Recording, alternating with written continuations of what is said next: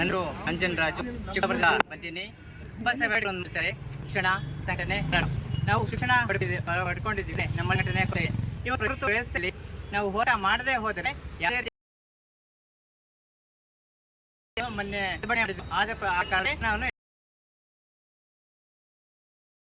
ಸ್ವಾತಂತ್ರ್ಯ ಯಾರು ಸಹ ಬರ್ತಾರೆ ಜನ ಸೇರ್ತಿಲ್ಲ ಅವರು ಅಂತದಿದೆ.